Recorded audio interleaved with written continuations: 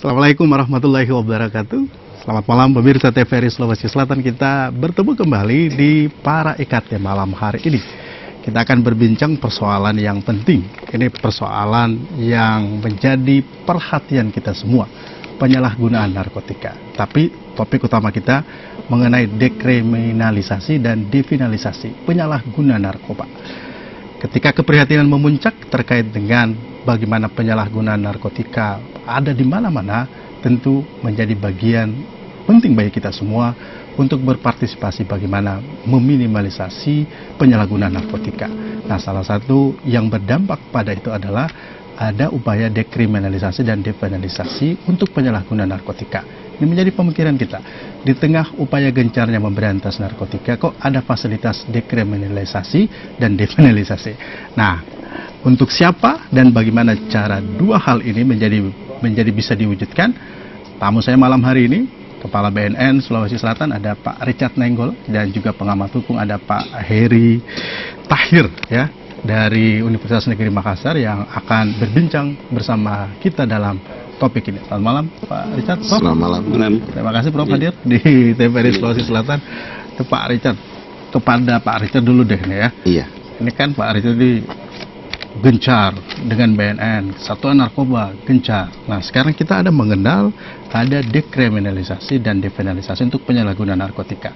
Pertama, kita harus clear dulu apa itu dekriminalisasi dan apa itu depenalisasi dan untuk apa bagi penyalahguna narkotika ini.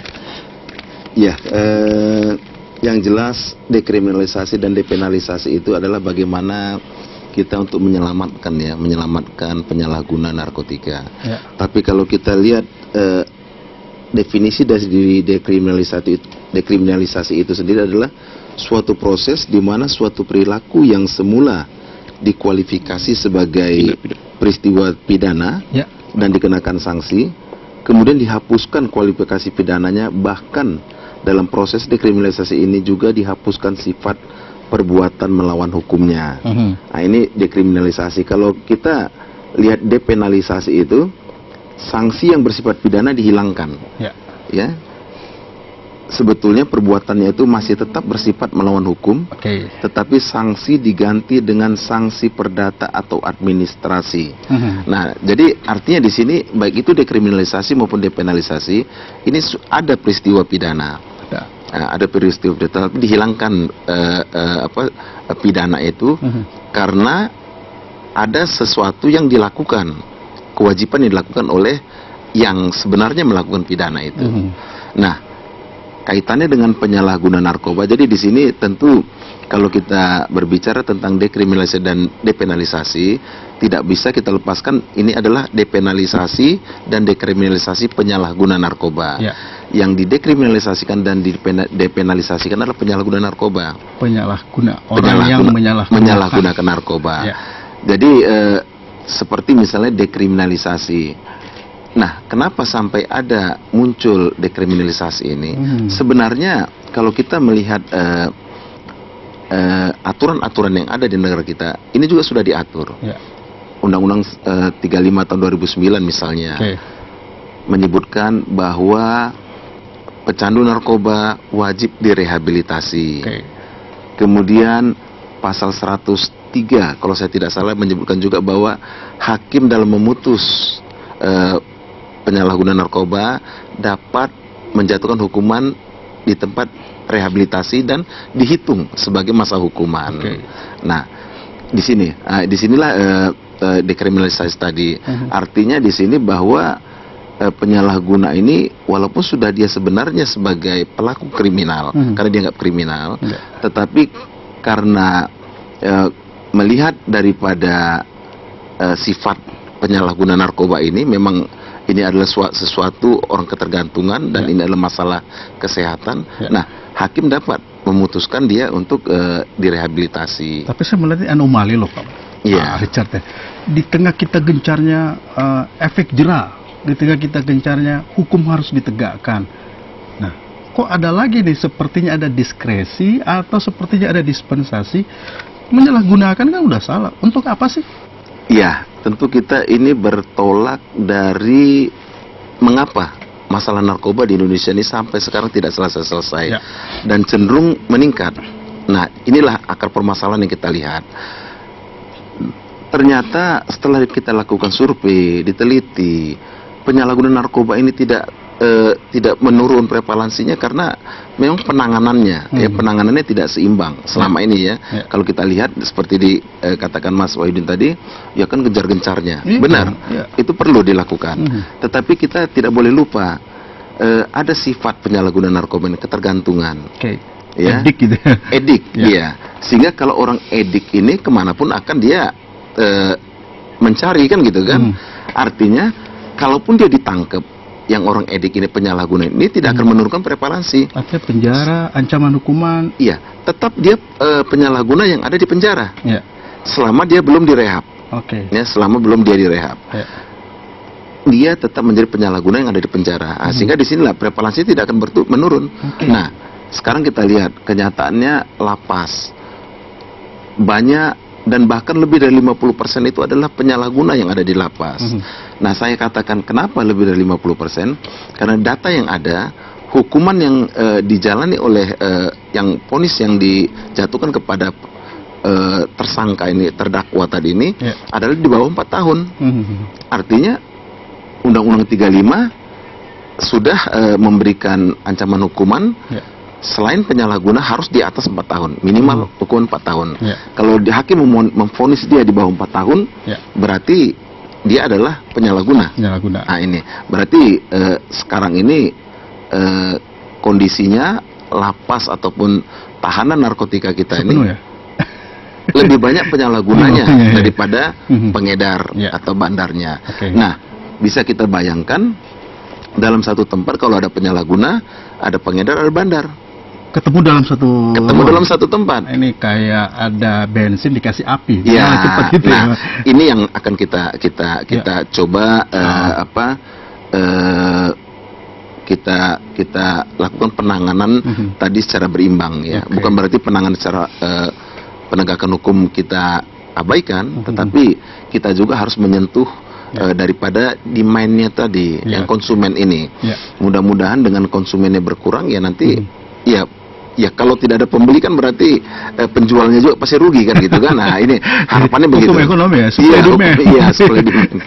Posisi dekriminalisasi, susah juga sebenarnya. Dekriminalisasi dan definalisasi ini apakah include sebagai hukum yang berdiri sendiri atau baru semacam apa sih istilahnya ini? Istilahnya seperti dorongan saja atau sudah wajib atau include menjadi sebuah kesatuan status hukum begitu loh Pak Richard? Sebenarnya bukan seperti affirmative action ya. Iya. Jadi di sini cenderung kepada dekriminalisasi ini kan adalah apa namanya ya? Dekriminalisasi ini suatu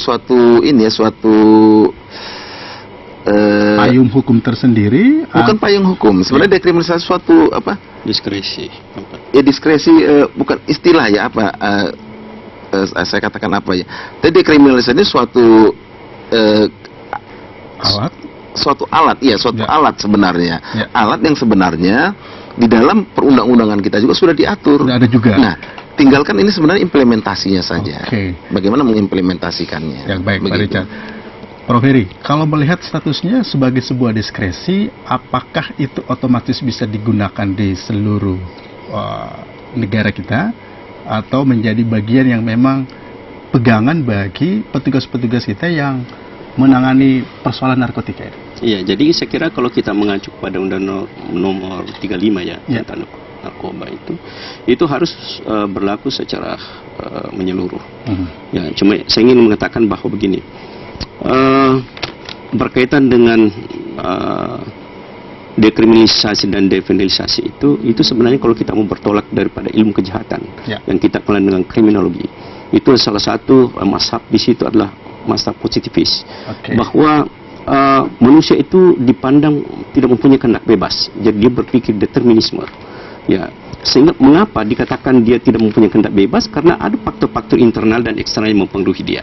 Sehingga ada yang mengatakan bahwa penjahat sebenarnya refleksi dari jiwa tidak normal, sehingga bukan punishment atau pemidana yang harus dilakukan, tetapi treatment adalah pembinaan. Nah, saya kira yang berkaitan dengan dekriminalisasi dan kriminalisasi ini tadi, jadi bagaimana juga mengedepankan pembinaan-pembinaan kepada mereka. Ya, tentunya dengan melihat tingkat kesalahannya. Jadi misalnya kalau hanya sekedar pengguna, penyalahgunaan itu saya kira perlu dipertimbangkan. Tapi misalnya kalau kejahatan dia sebagai pengedar dan sebagainya, saya kira itu rasanya tidak pantas lagi untuk dilakukan dekriminalisasi. Jangan-jangan orang bisa berlindung di situ, di tengah misalnya tafsir-tafsir yang bisa berbeda gitu, Prof. Iya, tetapi kan itu perlu dilakukan penyidikan secara mendalam. Jadi orang tidak bisa berdalil begitu saja bahwa hanya kami pengguna, kan harus ada tentunya track record dan melakukan penyidikan secara dalam tentang apa yang bersangkutan betul-betul pengguna itu tidak. Saya kira penyelidikan akan secara mendalam akan dapat menentukan bahwa yang bersangkutan adalah pengedar atau hanya sekedar penyalahguna. Ya, jadi itu hak pada penyidikan. Nah, apakah model seperti ini, kalau tadi Pak Richard menyatakan secara sosial pemenjaraan tidak serta-merta menyelesaikan masalah. Nah, kita ingin menakar efektivitas kaidah hukum kalau seperti ini, Prof.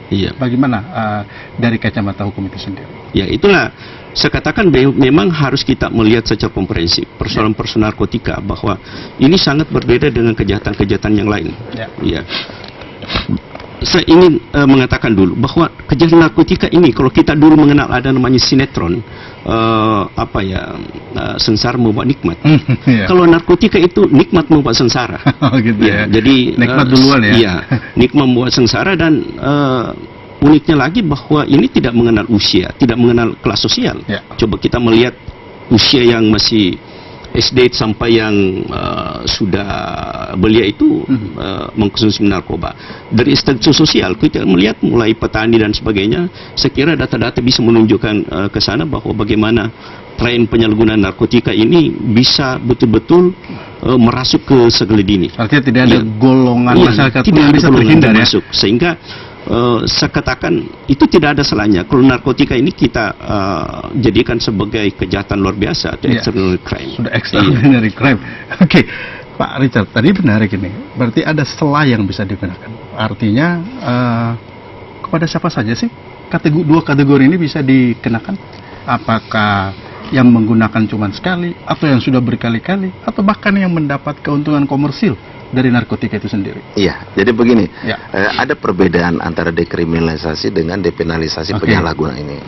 Dekriminalisasi ini lebih mengarah kepada penyalahguna yang sudah tertangkap, Nah, di sini dikatakan Prof. Tahir tadi, harusnya ada penelitian kepada mereka apakah dia sebagai penyalahguna saja atau pengedar. Nah, terhadap mereka ini yang sudah ditangkap, dilakukan asesmen. Nah, sekarang sudah ada peraturan bersama yang ditandatangani oleh Kapolri, kemudian Menkumham, Menteri Sosial, Menteri Kesehatan, Ketua Mahkamah Agung, Jaksa Agung, dan Kepala BNN RI. Dalam peraturan bersama ini sudah ditetapkan bahwa penyalahguna narkotika yang tertangkap akan dilakukan asesmen oleh tim asesmen terpadu. Tim asesmen terpadu ini terdiri dari unsur kesehatan, psikologis, psikolog, kemudian juga ada di situ unsur penegak hukum untuk mengetahui apakah yang bersangkutan ini pengedar atau bandar atau penyalahguna. Nah, kalau dia setelah diketahui bahwa dia bukan sebagai pengedar, maka dilakukan asesmen secara medis untuk menentukan gradasi daripada ketergantungannya. Nah, di sini juga ditentukan apakah dia direhab atau tidak. Jadi tidak semerta-merta begitu ditangkap langsung direhab. Tidak dipenjara, tidak demikian. Ada proses? Ada proses. Sampai di hakim yang memutuskan atau di tingkat penyidik yang memutuskan? Masih tahap penyidikan ini. Masih baru penyidikan. ketangkap. Jadi waktunya memang 6 hari.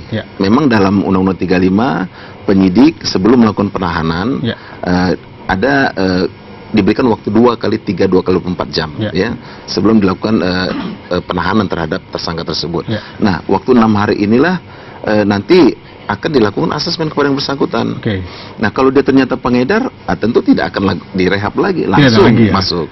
Tetapi kalau ternyata dia bukan pengedar, tentu ditentukan tingkat ketergantungannya tadi. Sehingga di sini dia perlu direhab untuk menyembuhkan, jangan sampai salah ya. Salah maksudnya jangan sampai orang yang baru sekali 2 kali pakai kemudian dimasukkan ke penjara. Kumpul dengan orang-orang yang ilmunya bisa tambah ilmunya jadi tambah. Nah, ini yang kita hindari.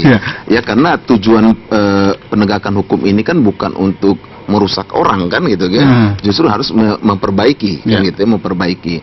Nah, disinilah. Tetapi bukan berarti begitu dia direhab itu selesai dia tidak ada lagi konsekuensi hukumnya lagi, enggak. Tetap ya proses hukum tetap jalan, tetapi dia dipulihkan dulu, disembuhkan dulu penyakit ini sambil proses hukumnya berjalan. Artinya misalnya ketika dia penyalahguna ada ancaman misalnya setahun atau berapa ya, ketika proses rehab selesai dan dia clean, dia harus tetap mempertanggungjawabkan perbuatannya di depan hakim.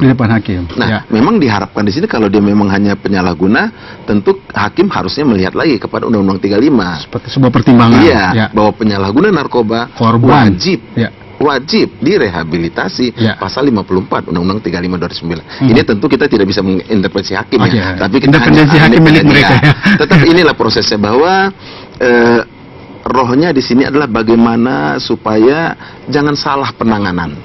Ya, dibilang Prof Tahir tadi berbeda kasus narkoba dengan kasus-kasus yang lain. Jadi kalau salah penanganan kita, penyalahguna bukan makin berkurang, tapi bisa bertambah. Ini yang dekriminalisasi. Nah, tentu beda dengan depenalisasi.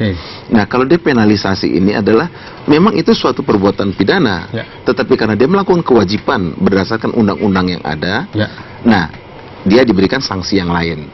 Nah, di sini implementasinya sudah ada peraturan pelaksana dari Undang-Undang 35 2009, yaitu peraturan pemerintah nomor 25 tahun 2011 tentang wajib lapor.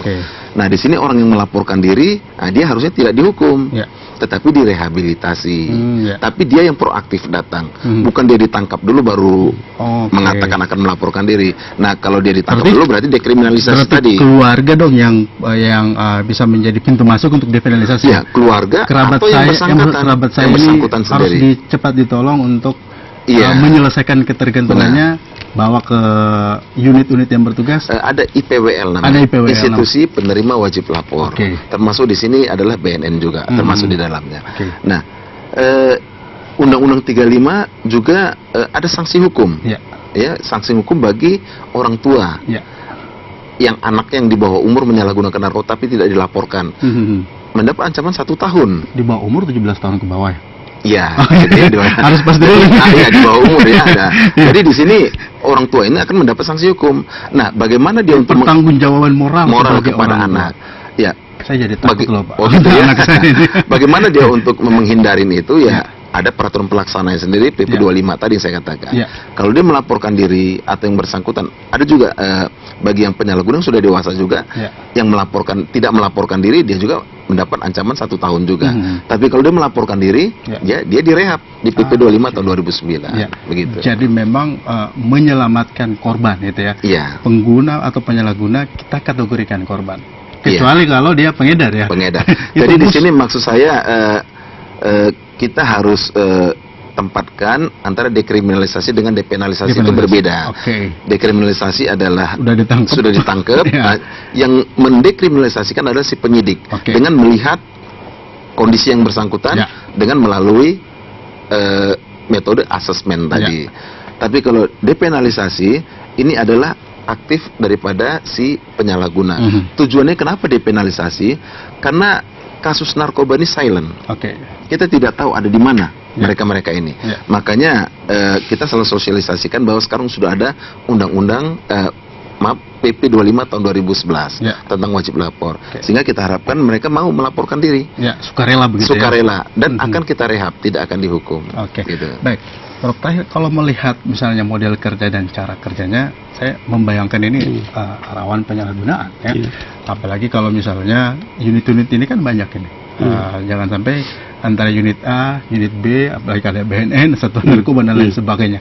Bagaimana Anda, Prof, melihat potensi penggunaan yang efektif atau bisa jadi penyalahgunaan? Iya, jadi saya pikir ini memang diperlukan integritas. Ya, makanya keberadaan BNN sebenarnya itu saya pandang sebagai suatu badan yang luar biasa yang harus menangani masalah narkotika. Jadi kalau misalnya masalah korupsi selama ini kita kenal ada KPK. Nah, kita harapkan keberadaan BNN itu sama dengan itu. Artinya bagaimana minimalisasi terjadinya malpraktek dalam penanganan narkotika ini. Iya, karena kalau BNN sudah kecolongan, saya kira agak sulit lagi kepada siapa yang kita harus menaruh harapan untuk memberantas narkotika ini. Karena apalagi kita sadari bahwa narkotika ini sebenarnya kan tidak hanya berdampak kepada si pelaku, tapi ini berkaitan dengan masalah stabilitas nasional. Ini berkaitan dengan masalah lost generation. Generasi kita bisa hilang karena narkotika. Dan sejarah telah membuktikan bahwa dulu, jadi ini narkotika sebenarnya seolah-olah kan merupakan suatu hal baru. Tetapi dari dulu di China itu sudah kita mengenal ada peran candu, menggunakan candu sebagai alat untuk menghancurkan lawan-lawannya. Di Vietnam juga begitu. Ya, jadi ini dinabobokan dengan candu. Oke, Prof. Misalnya, ketika misalnya Pak Richard tadi dari BNN bahwa ini ada 2 alat yang bisa digunakan. Nah, kalaupun misalnya unit-unit satuan narkotika, tingkat Polres, tingkat Mapolres, tingkat Polda yang punya satuan, kan mungkin bisa punya pandangan. Kalau tidak menggunakan pendekatan seperti ini, apakah itu dibenarkan atau memang harus mengacu seperti ketika misalnya ada orang tertangkap harus ada asesmen, harus ada ini. Bagaimana kedudukannya itu? Nah, di sini perlukan adanya integrated. Harus ada keterpaduan kepada semua yang terlibat dalam pengendalian narkotika itu. Jadi jangan sampai terjadi salah pandang di antara para aparat-aparat yang menangani masalah narkotika. Saya kira ini penting sekali, sehingga memang dalam sistem pemimpinan kita dikenal dengan integrated criminal justice system. Ya, bagaimana sistem pemimpinan itu lebih terpadu sehingga ada kesatuan pandang dalam mengenai suatu masalah. Jadi maksudnya ini, Prof, apakah ini wajib digunakan atau biarpun dia sebagai penyalahguna, ya udah proses aja dulu di sidang, nanti di sidang yang tidak asesmen dulu? Iya, saya kira sudah ada aturan mainnya. Sudah ada. Ya, disampaikan tadi Pak Richard, itu sudah ada aturan mainnya, dan kita harapkan semua aparat yang terlibat di situ harus ada kesatuan pandangan. Jadi jangan mempertontonkan kepada publik bahwa justru aparat sendiri yang tidak punya kesatuan pandangan dalam mengenai narkotika. Itu merupakan suatu celah yang bisa digunakan. Oke, baik. Seperti apa pandangan publik mengenai penyalahguna narkotika? Apakah memang dia perlu direhabilitasi sesuai alat yang bisa digunakan, dekriminalisasi atau depenalisasi, ataukah memang hukuman penjara bisa lebih baik? Kita simak dulu apa kata masyarakat. Itu berbeda dengan pengedar, Pak. Pemakai itu hukumannya tidak seberapa dibandingkan dengan pengedar. Pengedar itu lebih tinggi karena dialah yang sebagai perusak daripada generasi anak muda.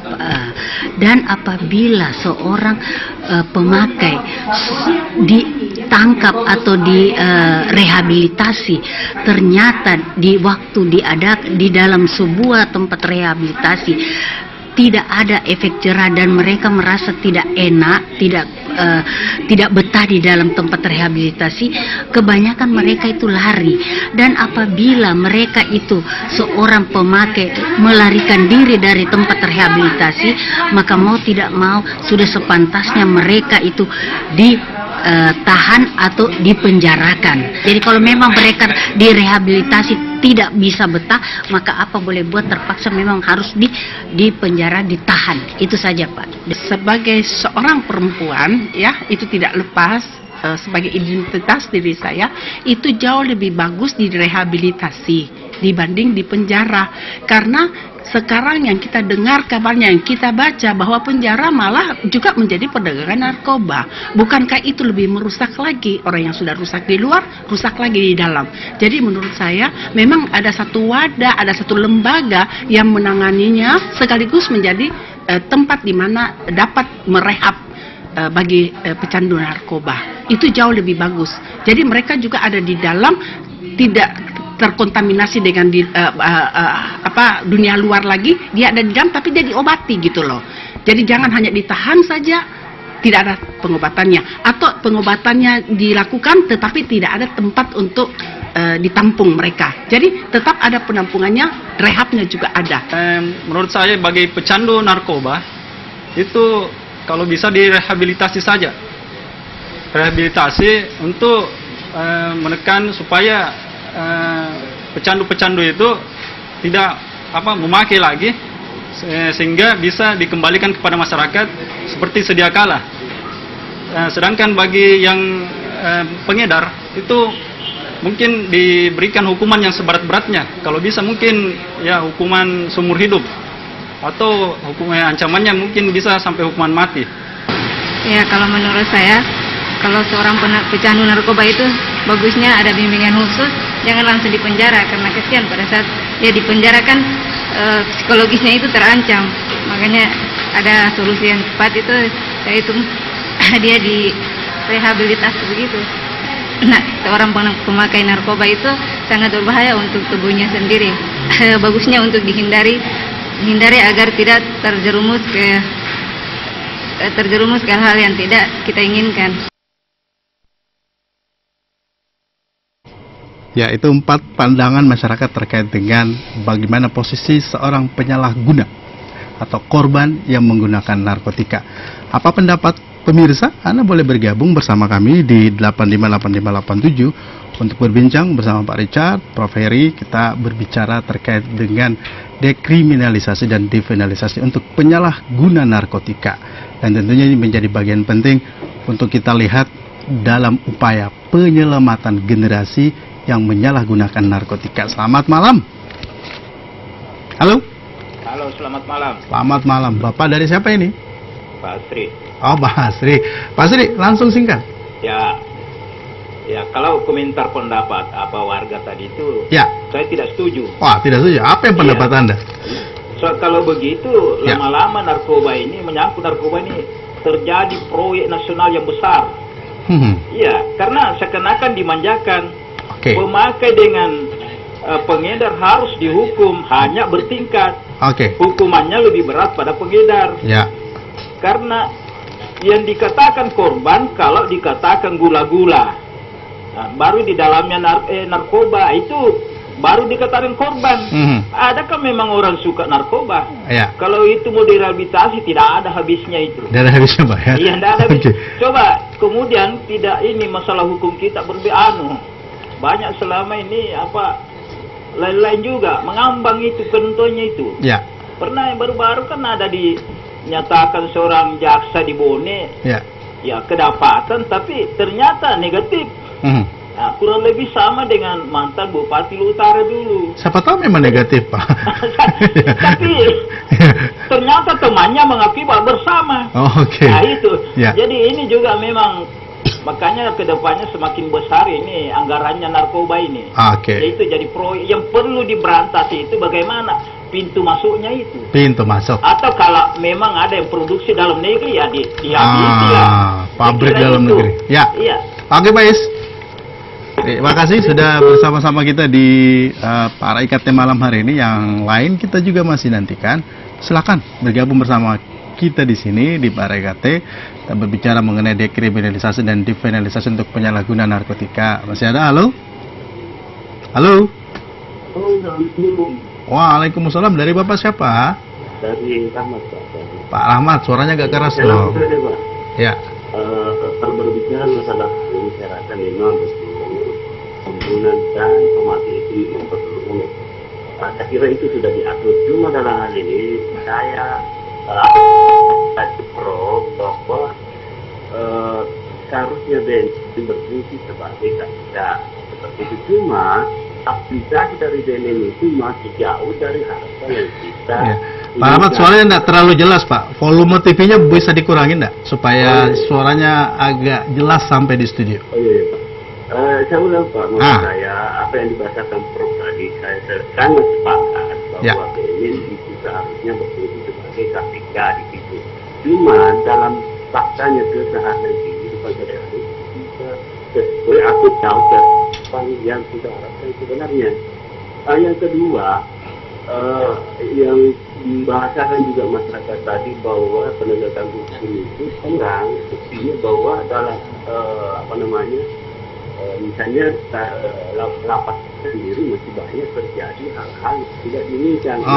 Ini kan salah satu bukti bahwa penegakan hukum itu untuk masalah narkoba masih jauh yang kita harapkan.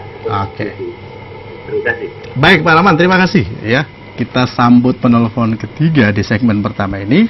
Silakan untuk bergabung meramaikan suasana para IKT kita dengan berbagai tanggapan. Halo. Halo. Demi untuk menyelamatkan anak bangsa, bersama kita mencegah dan memberantas penyalahgunaan dan peredaran gelap narkoba.